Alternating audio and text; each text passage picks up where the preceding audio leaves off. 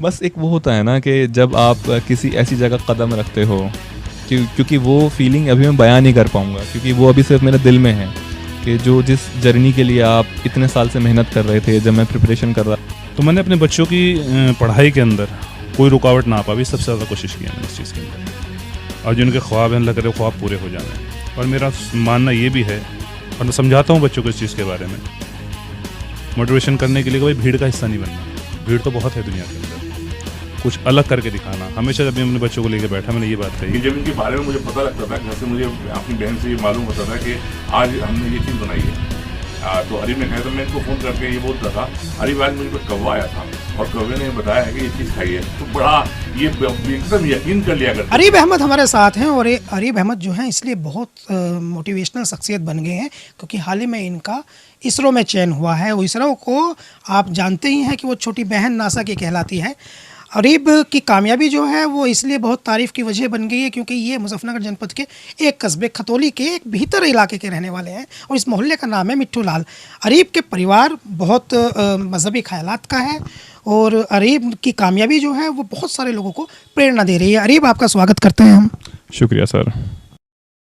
असल ना एक हमारे इंजीनियरिंग में जोक भी चलता है कि engineers are artist, they are athletes, they are movie directors, they are UPSC civil servants, they are everything except for engineers. ये वो सब बन जाते हैं अच्छे इंजीनियर छोड़ के। तो होता क्या है, हमारा इंजीनियरिंग कितना वास्ट सब्जेक्ट है और इतना हमारा एक फैला हुआ हमारा स्कोप रहता है कि आप ये भी, हमको वर्कशॉप्स होती हैं हमारी, फिर हमारे सब्जेक्ट्स भी बहुत ज़्यादा फैले हुए होते हैं कि उसमें आप ये भी पढ़ोगे, ये भी पढ़ोगे, ये भी पढ़ोगे, और उसके बाद इतना ज़्यादा प्रेशर होता है ना इंजीनियरिंग करते हुए, तो बाकी सब चीज़ें आसान लगती हैं कि जब आपको लगता है कि यार इंजीनियरिंग कर लिया ना, अब तो मैं मूवी डायरेक्ट करने से लेके और स्पेस जाने तक सब चीज़ें मैं कर सकता हूँ। तो ये उसमें बहुत होता है इंजीनियरिंग में। तो मेरे कई सारे दोस्त भी हैं, तो मैं अपने दोस्तों को कहीं देख रहा था, कुछ लोग उसमें चले गए हैं, मूवी डायरेक्शन में चले गए हैं, कुछ लोगों ने अपना स्टैंड अप शुरू कर लिया है, कुछ लोग अभी बिजनेस एनालिस्ट बन गए हैं। जबकि आप देखो तो इंजीनियरिंग में बिजनेस एनालिसिस का कुछ पढ़ाते नहीं हैं, लेकिन फिर भी लोग बन जाते हैं। ये होता ऐसा है कि जो हमारा जो करिकुलम होता है ना, उस तरह से डिज़ाइंड होता है कि आपका जो इंटेलेक्चुअल पावर है वो बहुत अच्छी बिल्ड होती है। तो जब यूपीएससी के मेरी फ्रेंड्स कुछ हैं, वो यूपीएससी की तैयारी कर रहे हैं, तो वो लोग भी बताते हैं कि यार और जो स्ट्रीम से लोग आते हैं, वो चाहे मेडिकल स्ट्रीम से हों या लॉ स्ट्रीम से हों, उन लोग को एक सीसैट का पेपर होता है यूपीएससी में, फिर उसमें बड़ी उनको दिक्कत होती है यार, क्लियर नहीं हो पाता उन लोग का। बाकी जीएस वो अच्छे से पढ़ लेते हैं, जनरल स्टडीज़ उनको कर लेते हैं आराम से, सीसैट उनका नहीं हो पाता है। और इंजीनियर्स तो सीसैट के लिए पढ़ते भी नहीं हैं, बोलते हैं यार इंजीनियरिंग करिए, ये सीसैट क्या है।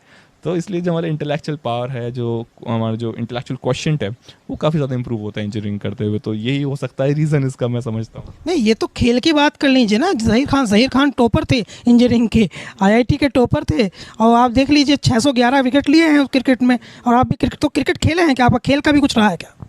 हाँ, खेल में क्रिकेट में रुचि रही है। क्रिकेट के अलावा मेरी बास्केटबॉल में रुचि रही है। और हाल फिलहाल अभी जब मैं इसमें था अपने एफसीआई में, तो वहाँ दोस्तों ने टीटी खेला करते थे, तो मैंने कहा यार चलो टीटी तो कॉलेज में थोड़ा बहुत हम भी खेलें। ज़्यादा मैं खेला नहीं था, तो लेकिन उसमें था कि कॉलेज में थोड़ा बहुत टीटी खिलाते थे दोस्त, हॉस्टल में था टीटी टेबल। तो मैंने कहा यार टीटी तो मैंने भी खेला था, चलो मैं भी ट्राई करता हूँ। तो अभी जितनी ट्रेनिंग हमारी चल रही थी वहाँ पे, तो सुबह शाम हमारा टीटी होता था। सुबह सुबह उठ के 6 बजे पहुँच के टीटी खेलने, और शाम को 10-11 बजे तक टीटी खेला जा रहा है। तो ये हाँ, कुछ खेल हैं, क्रिकेट हो गया है, बास्केटबॉल हो गया है, टीटी में आजकल मुझे बहुत मज़ा आ रहा है खेलने में। तो ये है। टीटी खेलिए। ये आप जो है अब इसरो जाएंगे आप, तो इश्क है इसरो आपका। आपकी बातचीत से लग रहा है, आपकी जर्नी से, कि इसरो आपके लिए सामान्य बात नहीं है, एक सामान्य नौकरी नहीं है। और ये नहीं कि एक कोई टारगेट अचीव कर लिया, बल्कि ऐसा लग रहा है जैसे इश्क है। तो इसरो जाएंगे आप, तो इसरो तो आपकी महबूबा हो गई है, तो इसरो को जो है वो गले लगाएंगे, चूमेंगे, ज़मीन को प्यार करेंगे। बस एक वो होता है ना कि जब आप किसी ऐसी जगह कदम रखते हो, क्योंकि वो फीलिंग अभी मैं बयां नहीं कर पाऊँगा, क्योंकि वो अभी सिर्फ मेरे दिल में है कि जो जिस जर्नी के लिए आप इतने साल से मेहनत कर रहे थे। जब मैं प्रिपरेशन कर रहा था, तो एक मैं वीडियो देख रहा था, how to prepare for ISRO exams और गेट एग्ज़ाम। तो उसमें एक नवीन चौधरी करके एक हैं यूट्यूब पर, तो उनका वीडियो था कि जब तक आप दिन में 100 क्वेश्चंस ना सॉल्व करो, आप समझ लो कि आप अपनी पढ़ाई आपकी अच्छे लेवल तक नहीं पहुंची है। तो मैं हंसा था, मैंने कहा 100 क्वेश्चन कौन सॉल्व कर सकता है एक दिन में? 100 सवाल एक दिन में कैसे हो पाएंगे? तो मैंने अपना काउंट कर रहा था, तो मेरे 30-35 सवाल करता था मैं एक दिन में। तो मैंने कहा ठीक है यार, इतना हो पा रहा है, बहुत है। एक दिन मैंने 50 सॉल्व कर दिए। मैंने कहा वाह यार 50 सॉल्व कर दिया, मज़ा आ गया, बहुत बेहतरीन मज़ा, अब तो मैं फोड़ डालूंगा सारे एग्जाम्स। तो मेरी एक दोस्त से बात हुई, तो मैंने कहा और भाई कितने क्वेश्चन सॉल्व करता है? वो कहता है यार मैं तो 90-95 तक कर देता हूँ एक दिन में। तो मैंने उसको कॉल ये करने के लिए किया था कि मैं 50 सॉल्व कर रहा हूँ, उसने 90 फेंक के मारा सामने से। तो मैंने कहा, तो वो पूछा तू कितने करता है सॉल्व? मैंने कहा यार मैं भी हाँ इतने ही कर देता हूँ। तो बहरहाल मैंने थोड़ा सा अपना जान बचाई वहाँ से, और मैंने कहा यार ये तो बहुत सॉल्व कर रहे हैं, और ये तो कंपटीशन का ज़माना है, और कंपटीशन में ये तो है नहीं कि आप बहानेबाजी चलती नहीं है कि अगर वो 90 सॉल्व कर सकता है तो तुम 90 क्यों नहीं कर सकते हो? तो थोड़ी कोशिश करी तो 50 से थोड़ा और ऊपर आया कि क्योंकि पढ़ाई भी करनी होती थी और टेस्ट भी देना होता था, एक मॉक टेस्ट होता था, ऑनलाइन टेस्ट वगैरह दे रहा था मैं, और फिर क्वेश्चन भी सॉल्व करने होते, तो एक दिन में इंसान कितना करे? तो मैंने अपना शेड्यूल बनाया, और शेड्यूल में मैंने अपने लिए 6-7 घंटे निकाल रखे थे दिन में पढ़ने के लिए। तो और मुझको लगता था भाई वाह मज़ा आ गया, आज तो 7 घंटे पढ़ाई करी है, मज़ा आ गया है। फिर मैं और लोगों को देखता था, यार वो 8 घंटे पढ़ाई कर रहा है, वो 10 घंटे पढ़ाई कर रहा है, और पेपर सबके लिए एक आना है, और मैं भी बैठूंगा पेपर में, और वो भी बैठेगा, और वो भी बैठेगा, सबको बैठना है पेपर में। तो मैंने ऐसे धीरे धीरे करके थोड़ा थोड़ा टाइम अपना इंक्रीज़ करना शुरू करा कि आज नहीं यार, आज 10 मिनट फालतू पढ़ेंगे, आज नहीं, आज एक काम करेंगे, आज ना 10-15 मिनट और फालतू पढ़ेंगे। तो अगर आप एकदम सोचो कि यार आज 7 घंटे पढ़ता हूँ, कल 10 घंटे पढ़ूंगा, गारंटेड नहीं कर पाओगे, नहीं कर पाओगे। अगर 7 से सीधा 10 पे जाते हो, 7 घंटे से आप 7 घंटे 5 मिनट, 7 घंटे 10 मिनट, यार आज इतना पढ़ा था, आज थोड़ा सा और पढ़ लेता हूँ, आज थोड़ा सा और पढ़ लेता हूँ, तो थोड़ा थोड़ा थोड़ा थोड़ा करके ये जो अमाउंट होता है ये इंक्रीज़ करते करते मेरा 12-13 घंटे पे पहुँच गया था। और जब मेरे इसका एग्ज़ाम्स के लास्ट के 2-3 हफ्ते बच रहे थे, तब एक दिन मुझको सोच रहा था कि क्वेश्चंस वगैरह मैं सॉल्व करता रहता था। एक दिन मैंने सोचा यार बैठ के गिनते हैं। आज जब शाम में मैं रैप अप कर रहा था तो बहुत नींद आ रही थी, तो मैंने कहा यार अभी रैप अप करते हैं और थोड़ा सा चलते हैं, नींद आ रही है, रात भर पढ़ रहा था तो सुबह बज गया था 5:30 के आसपास। मैंने कब सोते हैं जाकर। फिर मैंने सोचा यार 1 मिनट ज़रा देख लूँ आज कितना सवाल सॉल्व किया है। तो हालांकि इसका कोई फ़ायदा था नहीं, मगर फिर सोचा था जहाँ से हमने स्टार्ट करा था 30-35 क्वेश्चन सॉल्व करने से, आज देखता हूँ कितने हुए। मैं काउंट करने बैठा तो अलग अलग सारे क्वेश्चंस गिने, क्योंकि उस दिन एग्ज़ाम भी दे रखा था, तो सारी चीज़ें मैंने गिनी, तो अराउंड 211 या 212 क्वेश्चंस थे। और आई वाज लाइक यार मैं यहाँ तक पहुँच गया हूँ। और मैं टाइम देख रहा था दिन का पढ़ने का, तो 12-13 घंटे। हमारे एक टीचर हुआ करते थे SK मंडल, वो कहा करते कि तुमको स्टूडेंट लाइफ में 16 घंटे पढ़ना है, 8 घंटे सोना है। तो उनकी जो बात थी ना 16 घंटे पढ़ने वाली, वो मैं बहुत बाद में डिकोड कर पाया कि 16 घंटे टेबल पे नहीं बैठना है। वो 16 घंटे पढ़ने का मतलब ये होता है कि आप खा रहे हो तो आपके दिमाग में चीज़ें रिवाइज होती रहनी चाहिए। आप चलते जा रहे हो क्योंकि आपको क्लास तक जाने में टाइम लगता है, तब आपने कुछ फॉर्मूला रिवाइज कर लो। आप कहीं बैठे हो, आप किसी से मिल रहे हो, तो एक आधी क्वेश्चन की बात कर लो। लोग सन की ज़रूर बोलने लगते हैं मगर ज़्यादा टाइम नहीं। उसके बाद लोग फिर मुबारकबाद ही देते हैं, अरे वाह तुमने तो कर दिखाया।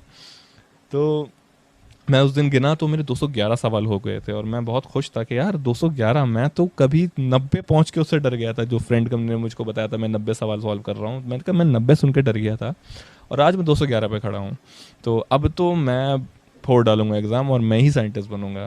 तो उसके बाद का आप ये देखिए कि जो एकदम सैकड़ों रातें बिना सोए गुजारी हैं, और एकदम चीज़ के लिए आप इतनी शिद्दत से मेहनत करते हो, और वो फिर मिल जाए।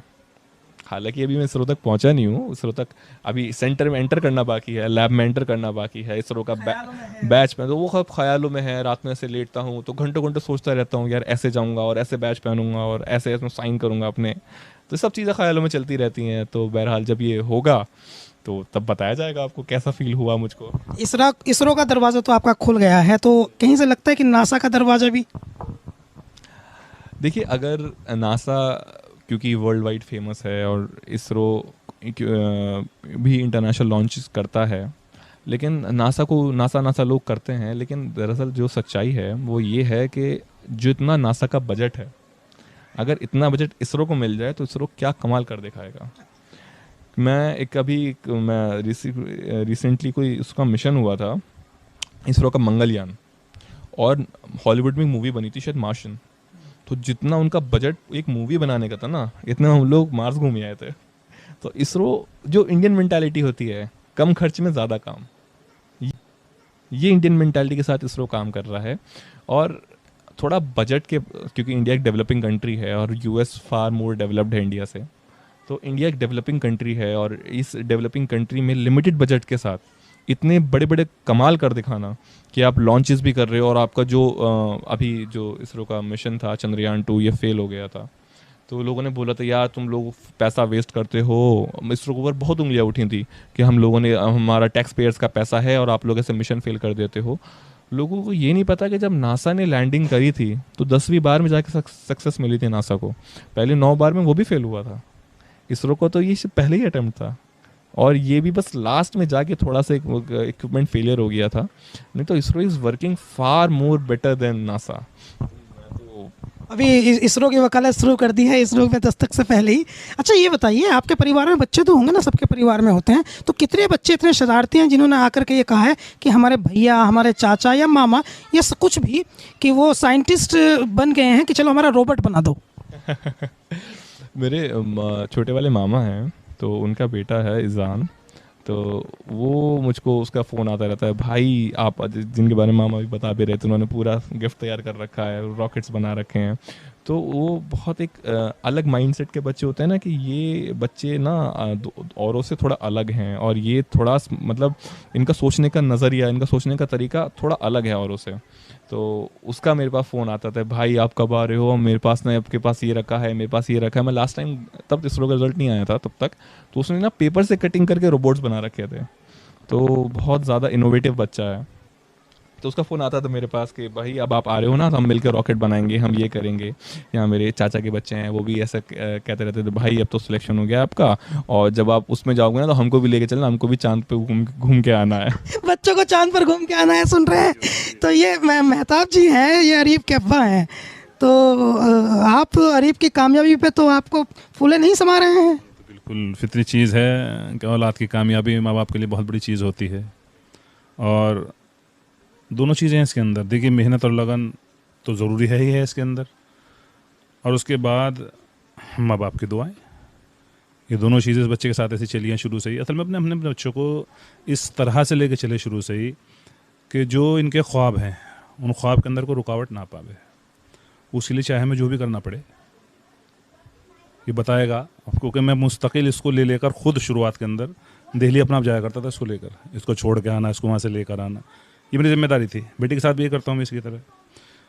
तो मैंने अपने बच्चों की पढ़ाई के अंदर कोई रुकावट ना पावी, सबसे ज़्यादा कोशिश की है मैंने इस चीज़ के अंदर। और जो उनके ख्वाब हैं, अल्लाह करे ख्वाब पूरे हो जाएं। और मेरा मानना ये भी है, और मैं समझाता हूँ बच्चों को इस चीज़ के बारे में, मोटिवेशन करने के लिए कि भाई भीड़ का हिस्सा नहीं बनना। भीड़ तो बहुत है दुनिया के अंदर, कुछ अलग करके दिखाना। हमेशा जब भी अपने बच्चों को लेकर बैठा मैंने ये बात कही कि भीड़ का हिस्सा नहीं बनना है, हमें कुछ अलग करके दिखाना। तो अल्लाह का फजल है बहुत बड़ा कि इनकी मेहनत और दुआएं काम आई हैं और अल्लाह ताला ने इस मुकाम के ऊपर इसको पहुंचाया है। और मेरी सोच ये भी है इसके अंदर कि इस्लाम का एक वो चेहरा जो लोगों के सामने आना बेहद ज़रूरी है।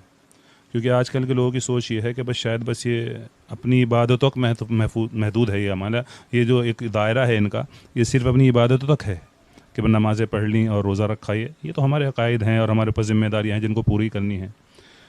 एक तो हमारे पे हक़ हुआ हमारे जिसको परवरदिगार, जिसको गॉड अल्लाह बोलते हैं, उनका। और दूसरी जो हमारे ऊपर ज़िम्मेदारी है उसके तमाम बंदों की, तमाम इंसानियत की, तो उसको फ़ायदा पहुंचाना। जो उसने हमें सलाहियत दी है, जो उसने हमें, भाई मैं तो ये कहता हूँ बच्चों को, भाई जो तुम्हें मिला है ये गॉड गिफ्ट ही तो है। अगर तुम्हारे अंदर इतनी अच्छी अकल है, मेहनत दूसरी चीज़ है और अकल का होना वो दूसरी चीज़ है। अगर अच्छी समझ मिली है तो वो गॉड गिफ्ट है आपके लिए। और उस गॉड गिफ्ट को उस अल्लाह के बंदों के अंदर उनको सुकून पहुंचाने के अंदर, और उनको जो है उनकी जो है दुनिया के अंदर किसी भी लाइन से मदद हो, उसके अंदर ये चीज़ इस्तेमाल होनी चाहिए। मतलब मानवता की सेवा करने की बात आप कह रहे हैं? जी जी जी, यही बात है कि मानवता की सेवा हो इसके अंदर। जितने बंदे हैं, जितने लोग दुनिया के अंदर मौजूद हैं, उनके सामने इस्लाम का वो चेहरा पेश किया जावे कि मुसलमान जो हैं वो तो सबकी खिदमत के वास्ते पैदा हुआ दुनिया के। अभी जो नकारात्मक बातें हो रही हैं वो नकारात्मक बातें तोड़ी जाएं और सकारात्मक बात जाए कि भाई अच्छे लोग हैं। ये बिल्कुल, ये मैसेज मैं सभी दे रहा था और जो मेरे मिलने वालों उनसे मैंने इसी बात को समझाया है। मैंने कहा ये जो चल रहा है ये चंद मामला, थोड़ा सा मामला है, कोई ज़्यादा मामला नहीं है। इस बच्चे का इस कामयाबी को पहुंचा, इसके साथ और बच्चे जिस कामयाबी के ऊपर पहुंचे हैं, ये इस वक्त के अंदर इस बात का सबूत है कि इतना बिगाड़ नहीं है जो दिखाया जा रहा है। ऐसा नहीं है कुछ भी मामला। अगर ऐसा कुछ मामला होता तो ये मामला ना बनता जितनी बड़ी कामयाबी इन बच्चों को हासिल हो रही है, और ये इसी तरह से कामयाबी हासिल होगी। और मेरी तो इनकी दुआएं भी है और मेहनत इसी बात की है कि ये एक चेहरा पेश करें पूरी मानवता के सामने कि इस्लाम तो इस चीज़ का नाम है। इस्लाम तो सबकी मानवता की मदद करने के वास्ते दुनिया के अंदर उतारा गया, भेजा गया। अरीब के अब्बा मेहताब जिया साहब ने एक मैसेज दिया है, उस मैसेज को हमें रिपीट करना ज़रूरी हो गया है। ये मैसेज दे रहे हैं कि इस्लाम को लेकर के या मुसलमानों को लेकर के जो नकारात्मक माहौल बन रहा है, या जो मुसलमानों के बीच में नकारात्मक माहौल बन रहा है, वो बिल्कुल नकारात्मक ना रहें, सकारात्मक रहें। क्योंकि सकारात्मक है, विकास हो रहा है, डेवलप हो रहा है, तभी तो अरीब जैसे बच्चे आ रहे हैं। तो वो अपने दिल में नकारात्मक चीज़ें ना लेकर आए, अपने दिमाग में नकारात्मक चीज़ें ना लेकर आए। यही कह रहे हैं आप? बिल्कुल यही बात है। इससे बाहर निकलना बेहद ज़रूरी है। अगर नकारात्मकता हमारे दिलों के अंदर बैठ गई, दिमाग के अंदर बैठ गई, तो फिर आगे हिम्मत नहीं कर पाएंगे इस चीज़ के लिए। तो अरीब का इस कामयाबी पे पहुंचना और बच्चों का इस कामयाबी पे पहुंचना, ये दूसरे बच्चों के लिए एक सबूत है कि आगे बढ़ा जावे। अभी रास्ते पूरी तरह से खुले हुए हैं और ये पूरी तरह से खुले रहेंगे, क्योंकि जिसने दुनिया को बनाया है वही दुनिया के सारे निज़ाम को चला रहा है। फैसले उसी के चलेंगे दुनिया के अंदर, और वो किसी की भी मेहनत को कभी ज़ाया नहीं करता। बस ज़रूरत है ईमानदारी के साथ मेहनत को करने की। मेहताब साहब, ये तो आपने बात जो बताई एक जिम्मेदार नागरिक होने के नाते बताई है, लेकिन हम अगली बात जो आपसे पूछ रहे हैं वो एक बाप के नज़रिए से बताइए। अरीब की ज़िंदगी, मुझे लगता नहीं है कि कभी अरीब ने आपके सामने, हो सकता है अपनी अम्मी से कह दिया हो, लेकिन कभी आपके सामने कोई ऐसी बात कही होगी कि मेरे आंख में आंसू आ गए थे। लेकिन आज हमसे बातचीत के दौरान ही अरीब ने बताया कि उसकी आंख में आंसू आ गए थे। एक बाप के तौर पर बच्चों की जो तकलीफ़, उनका जो संघर्ष है, उसका जब फल मिलता है, उसका जो एडवांटेज मिलता है और दिखाई देता है कि रिज़ल्ट आया है, तो उस समय की फीलिंग और वो जो दर्द वाली फीलिंग बच्चे की होती है, उसको आप, मैं समझता हूँ कि अल्फाजों में तो बयान नहीं किया जा सकता, लेकिन कुछ तो आप कहें उस पर। हाँ देखिए, ऐसा है, वो फीलिंग यह है ना कि जो जिसके ऊपर गुजरती है, जिसकी मिसाल है कब्र का हाल मुर्दा जानता है, जिस पर गुजरती ही जानता तो वो है इस चीज़ के बारे में। मगर ये बड़ों की जिम्मेदारी है कि बच्चों का जब किसी भी तरह से हौसला डाउनफॉल हो, नीचे जाए, तो बड़ों की जिम्मेदारी उस हौसले को बढ़ाने की, ना कि उसके अंदर अपना भी शामिल हो जाने की। बड़ों की जिम्मेदारी है उनका हौसला बढ़ाया जाए। हमने अपने बच्चों को हमेशा ये समझाया है कि मेहनत कभी ज़ाया नहीं होगी जो आप मेहनत कर रहे हैं। बल्कि मैं तो ये भी समझाता हूँ, अगर आदमी पढ़ाई की लाइन से किसी फील्ड में ना भी पहुँचा, वो किसी जॉब के ऊपर, किसी पढ़ाई के अंदर अपने अंदर एक ऐसा सलीका मौजूद है कि उसके अंदर वो एक इंसान बनने के अंदर मदद करती है इंसान की। तो हमेशा हमने इनकी मदद, इनका हौसला बढ़ाया इस चीज़ के अंदर, और कभी भी इनको जो है हमने इनके हौसले को डाउन नहीं होने दिया इस चीज़ के अंदर। उसी लिए चाहे हमें कुछ भी करना पड़ा, वो बात है कि जो मामला हुआ वो तन्हाई में बैठ के, चाहे हमारी जो हाल हुआ, अपने बच्चों के सामने कभी हमने इस चीज़ को नहीं आने दिया। बिल्कुल अपने बच्चों के सामने कभी अपनी कमजोरी को नहीं आने दिया। बाप ऐसा ही होता है, यही क्वालिटी बाप की होती है। अरीब से हमने बात की और अरीब की कई सारी चीज़ें हमारे सामने आई हैं जो आप सबके लिए बहुत ज़्यादा ज़रूरी है जाननी। और सबसे इम्पोर्टेंट बात यह है कि अरीब की मोटिवेशन की गुरु उनकी छोटी बहन रही हैं आफरीन। और सबसे अच्छी बात यह है कि उनके वालिद मोहतरम ने उनको ये बताया कि बेटा तुमको मानवता की सेवा करनी है। अरीब का बचपन हमेशा चुलबुला रहा है, और ये मस्ती मस्ती में कभी डांस करना, कभी मतलब लड़ाई मारधाड़ भी करना, लेकिन मारधाड़ ऐसी नहीं है कि कुछ किसी को नुकसान पहुंचाने वाली मारधाड़, शरारत वाली मारधाड़ इनकी रहती थी। और हमेशा इन्होंने एक किस्म से सभी भाइयों से दिल जीता, मामाओं का दिल जीता। हमारे पास भी मेरे कंधे पर चढ़े रहना, वैसे रहना, डांस करना, ये हमेशा। और मैं कभी कभी इनको एक चीज़ बहुत अच्छी चीज़ बताता था कि जब इनके बारे में मुझे पता लगता था, घर से मुझे अपनी बहन से ये मालूम होता था कि आज हमने ये चीज़ बनाई है, तो अरीब ने खाया, तो मैं इनको फ़ोन करके ये बोलता था, अरीब आज मुझे पर कौवा आया था और कौवे ने बताया है कि ये चीज़ खाई है। तो बड़ा ये एकदम यकीन कर लिया करते थे कि हाँ कौवा आया है। कौवा मामा को बताया था, कि मामा को कैसे बताया था, कौन सा कौवा है। मेरे पास आकर पूछता था, मामा वो कौवा कहाँ है, जरा उससे कौवे से मिलवा दीजिए मुझे, कि जो वो कौवा आपको सब चीज़ें मेरी बारे में बताया था। बल्कि अभी भी एक दिन ये कल की बात है शायद, ये मैं उनको क्या बोला था, मैं घर आ रहे थे, तो मैंने इनको ये बोला, मैंने कौवा आया था, भाई तुम वहाँ पर पहुंचे, देर से चले हो। और ऐसी सी बात है कि मामा अब तो मैं समझदार हो गया, अब तो मैं सुना कि आपकी मेरे साथ वही चल रहा है। तो ये मतलब शुरू से ही एक किस्म से बहुत प्यारा बच्चा है, और मेरा मतलब ये हमेशा दुलारा रहा है, और सभी का, पूरे खानदान का, अपनी मामियों का भी, हमारा भी, और अपनी माँ बाप का तो खैर है ये बच्चा, लेकिन बहुत एक यूनिक बच्चा है।